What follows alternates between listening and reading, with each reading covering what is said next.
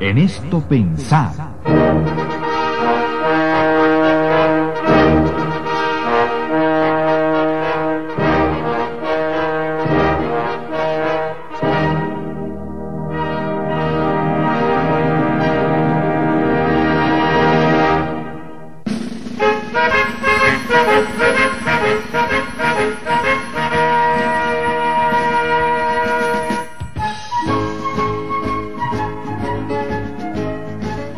Mariano González comienza hoy una nueva serie de mensajes sobre el rapto de la iglesia.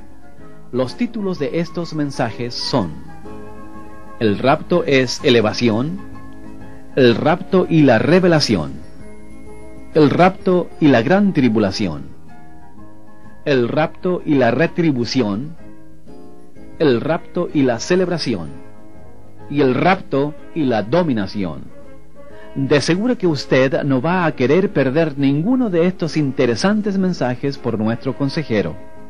Esté pendiente de nuestros próximos programas e invite a otros para que ellos también nos escuchen.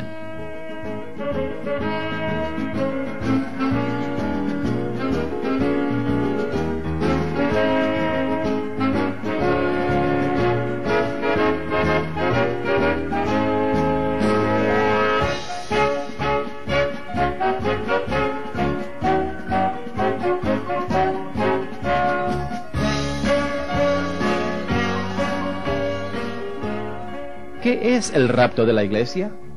¿Cuándo se efectuará? ¿Quiénes serán elevados al cielo cuando el Señor venga?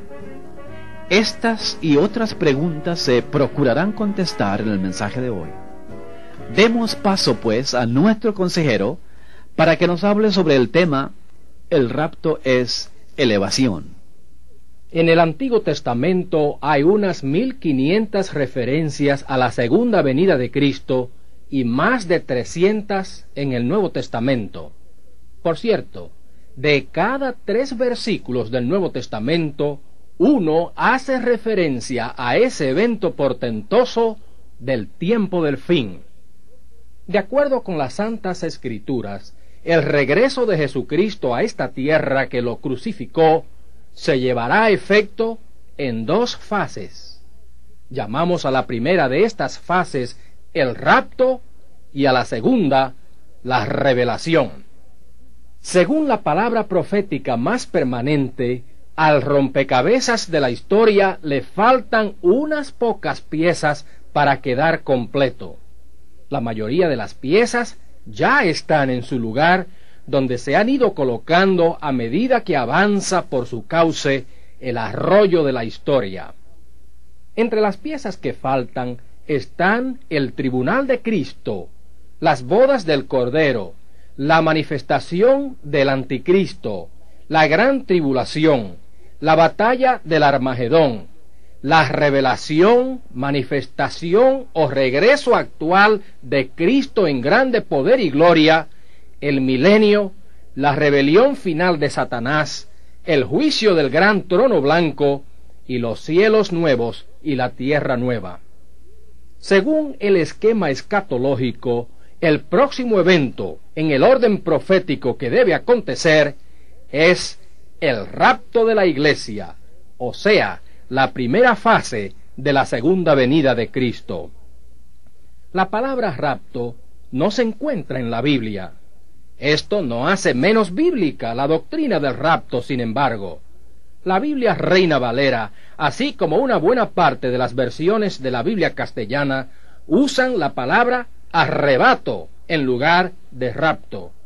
Nosotros usaremos la palabra rapto en el transcurso de nuestra discusión de este tema, porque los distintos matices de significado que la palabra rapto tiene se compadecen con los detalles multicolores de la idea bíblica del arrebatamiento. La palabra rapto se deriva del latín rapio o raptio. Quiere decir lo que se toma desde o hacia arriba. El diccionario castellano define la palabra rapto como impulso o arrebato. Dice que viene del verbo raptar, y raptar significa cometer un rapto o un robo. El diccionario agrega también el significado de éxtasis y arrobamiento a esta palabra. La idea de gozo, entonces, está involucrada aquí. Rapto incluye también la idea de traslado de un lugar a otro. Todos estos matices de significado se incluyen en la idea del ladrón de las Sagradas Escrituras que viene repentinamente de noche y de un zarpazo se roba la iglesia, sacándola del mundo, la eleva, la traslada a su éxtasis y arrobamiento en las nubes, donde ésta recibe al Señor. El zarpazo del ladrón connota la rapidez con que el rapto se produce. Hablaremos pues del rapto usando indistintamente las palabras arrebatamiento, arrebato, elevación, traslación o traslado.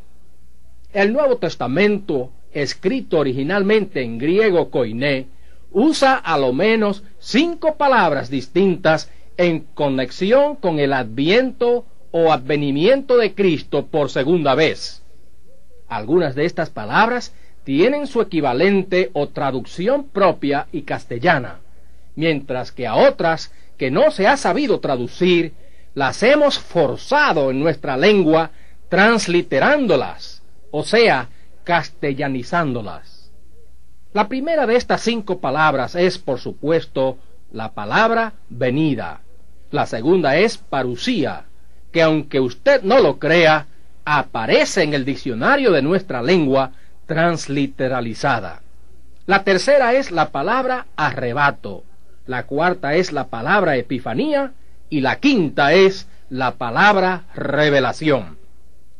La palabra venida es un término general que cubre ambos aspectos del regreso del Señor, o sea, el rapto y la revelación. La palabra parusía, que como hemos señalado ya, aparece transliteralizada en el diccionario castellano, describe también ambas facetas de la venida del Señor y significa presencia. Tiene que ver con la presencia de un oficial de alto rango o de un dignatario que viene de visita a una población.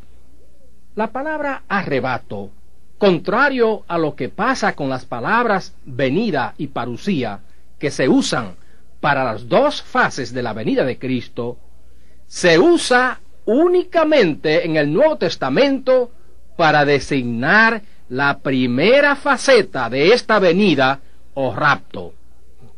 La palabra epifanía quiere decir aparecer o aparición y se usa para designar la segunda fase solamente de la venida del Señor, o sea, la revelación. La palabra revelación, que quiere decir manifestación, también se usa exclusivamente para designar la segunda faceta, o sea, la manifestación de Cristo con grande poder y gloria para reinar. De estas 5 palabras, sólo la palabra arrebato se usa exclusivamente para significar la fase primera del advenimiento de Jesús. Usaremos pues rapto o sus equivalentes arrebato, elevación o traslación para referirnos a esta primera fase, y la palabra revelación la usaremos para significar la segunda. Hay varios pasajes en el Nuevo Testamento que podíamos considerar claves en cuanto a la doctrina del rapto. Juan 14, 2 al 3, por ejemplo. 1 Corintios 15, 51, 52, el gran capítulo de la resurrección. Y también 1 de Tesalonicenses 4, versos 13 al 18. Si así lo desea, amigo que me oye, abra conmigo ahora su Biblia en 1 de Tesalonicenses, capítulo 4, y leeremos los versos del 13 al 18. Este es el pasaje más detallado sobre el rapto en el Nuevo Testamento. Estaré leyendo este pasaje en la Biblia traducida por Elohino Nácar Fuster y Alberto Colunga Cueto, mejor conocida con el nombre de la Biblia de Nácar Colunga. Usted puede seguir la lectura en cualquier Biblia que esté a su mano. Primera Tesalonicenses 4, versos 13 al 18, lee así: No queremos, hermanos, que ignoréis lo tocante a la suerte de los que durmieron, para que no os aflijáis como los demás que carecen de esperanza. Pues si creemos que Jesús murió y resucitó, así también Dios, por Jesús, tomará consigo a los que se durmieron en él. Estos decimos como palabra del Señor, que nosotros, los vivos, los que quedamos para la venida del Señor, no nos anticiparemos a los que se durmieron, pues el mismo Señor, a una orden, a la voz del arcángel, al sonido de la trompeta de Dios, descenderá del cielo, y los muertos en Cristo resucitarán primero. Después nosotros, los vivos, los que quedemos, junto con ellos, seremos arrebatados en las nubes al encuentro del Señor en los aires, y así estaremos siempre con el Señor. Consolaos, pues, mutuamente con estas palabras. Cristo hablaba de esta traslación a las nubes cuando en Juan capítulo 14, versos 2 al 3, prometió a los suyos: En la casa de mi Padre hay muchas moradas. Voy pues a prepararos el lugar. De nuevo volveré y os tomaré conmigo, para que donde yo estoy, estéis vosotros también. Como esta promesa fue hecha a sus hijos, a sus creyentes o discípulos, la misma excluye a los pecadores que no aman al Señor Jesús, que no siguen sus palabras, ni esperan su venida. La traslación o rapto hará una separación radical entre creyentes e incrédulos, entre conversos e inconversos, entre cristianos verdaderos y cristianos falsos, entre los cristianos de Cristo y los cristianos de nombre.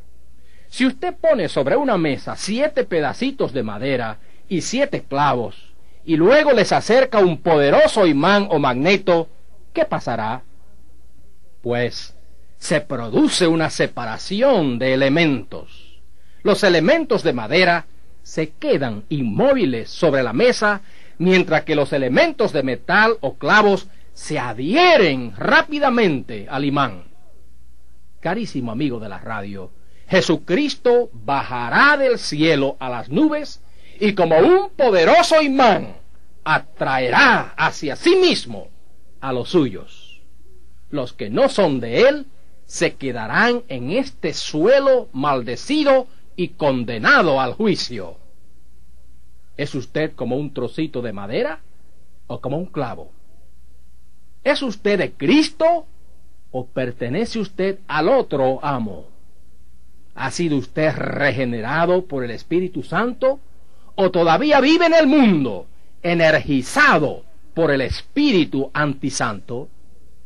¿Es usted salvo o está todavía perdido? ¿Responderá usted al imán divino o se quedará inmóvil en el suelo? Esto, amigo mío, lo decide usted. Si desea darnos a conocer su opinión sobre este programa, escriba hoy a En esto pensad, apartado 2153, Santo Domingo, República Dominicana.